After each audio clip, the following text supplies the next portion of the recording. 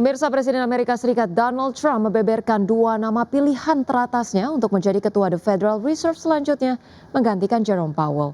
Trump berharap ketua The Fed berikutnya dapat berkonsultasi terkait kebijakan suku bunga.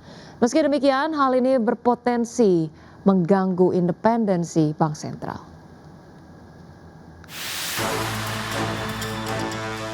Presiden Amerika Serikat Donald Trump membeberkan dua nama pilihan teratasnya untuk menjadi ketua Federal Reserve seiring dengan proses pencarian pengganti Jerome Powell yang memasuki pekan-pekan terakhir.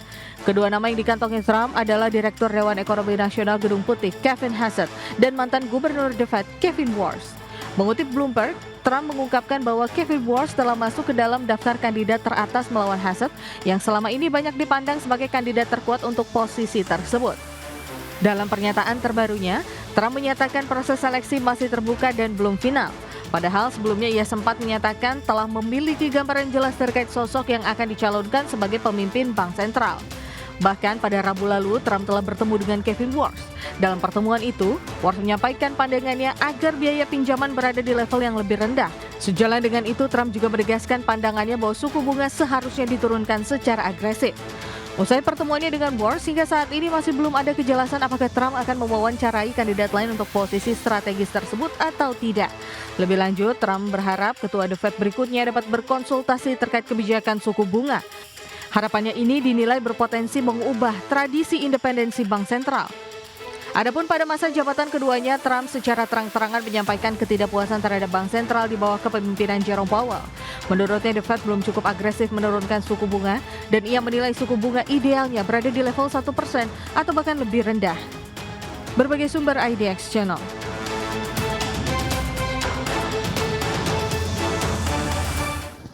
Pemirsa, pemerintah China memberi sinyal tetap menjaga dukungan kebijakan, tapi tidak berencana menambah stimulus besar pada 2026. Sinyal itu menandai pergeseran fokus dari merespon tekanan tarif Amerika Serikat menuju penguatan pertumbuhan jangka panjang.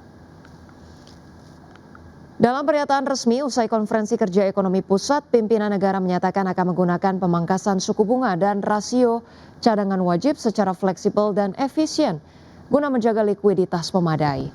Bahasa kebijakan yang disampaikan mencerminkan keinginan untuk menjaga stimulus tetap terukur setelah China relatif tidak terdampak perang dagang dengan Amerika Serikat berkat lonjakan ekspor ke berbagai negara. Hal tersebut menunjukkan pemerintah China puas dengan kerangka saat ini sehingga dapat mempertahankan strategi pertumbuhan berbasis manufaktur sambil mendorong konsumsi. Sinyal kebijakan terbaru ini muncul ketika ekonomi terbesar kedua dunia tersebut menutup tahun 2025 dengan kinerja yang lebih tangguh dari perkiraan. Kekuatan ekspor mendorong pertumbuhan dengan surplus perdagangan barang tahunan menembus $1 triliun Amerika untuk pertama kalinya. Selanjutnya, pemirsa, dari bursa global, bursa saham Wall Street ditutup melemah pada perdagangan Jumat pekan lalu dengan indeks S&P 500 dan Nasdaq masing-masing turun lebih dari 1%. Pelemahan terjadi di tengah aksi investor meninggalkan saham teknologi dan beralih ke sektor lain setelah peringatan dari Broadcom dan Oracle memicu kekhawatiran terbentuknya gelembung kecerdasan buatan. Pada perdagangan Jumat, pemirsa, indeks Nasdaq Composite turun 1,69% ke level 23.000. Kemudian indeks S&P 500 melemah 1,07% ke posisi 6.827 dan indeks Dow Jones Industrial Average turun 0,51% ke level 48.458. Sementara itu, pemirsa, dari Eropa, bursa ekuitas Eropa juga terpantau melemah pada perdagangan Jumat pekan lalu. Indeks acuan pasar saham Eropa Stoxx 600 terkoreksi 0,53% ke level 578,24. Kemudian indeks CAC 40 Prancis turun 0,21% ke posisi 8.068. Indeks FTSE 100 Inggris melemah 0,56% ke posisi 9.649. PT Kalbe Farma Tbk mengungkapkan rencana buyback saham dengan nilai maksimal Rp250 miliar yang akan dilaksanakan pada 16 Desember 2025 hingga 15 Maret 2026. Ya, meski menyebut pelaksanaan buyback berpotensi menurunkan pendapatan bunga, namun manajemen Kalbe menilai dampak tersebut tidak bersifat material terhadap kinerja perseroan. Farma Tbk menyiapkan rencana pembelian kembali saham atau buyback dengan maksimal 250 miliar rupiah di tengah kondisi pasar yang berfluktuasi signifikan. Direktur Kalbe Farma Kartika Setiabudi menyampaikan bahwa langkah buyback tersebut diharapkan dapat memberikan keyakinan kepada investor terhadap nilai fundamental saham perseroan sekaligus menjaga stabilitas harga saham di pasar. Adapun periode buyback direncanakan berlangsung selama maksimal 3 bulan, yakni mulai 16 Desember 2025 hingga 15 Maret 2026. Perseroan akan menggunakan dana internal untuk membiayai aksi korporasi ini. KB memperkirakan pelaksanaan buyback berpotensi menurunkan pendapatan bunga sekitar 2,97 miliar rupiah setelah periode pembelian kembali saham berakhir. Namun manajemen menilai dampak tersebut tidak bersifat material terhadap kinerja perseroan. Dari sisi kinerja per saham, KB memproyeksikan laba per saham secara performa berpotensi meningkat menjadi Rp70,42 per saham apabila buyback dilaksanakan sepenuhnya. Angka tersebut lebih tinggi dibandingkan laba per saham tahun buku yang berakhir pada 31 Desember 2024 sebesar Rp70,16 per saham. Berbagai sumber IDX Channel.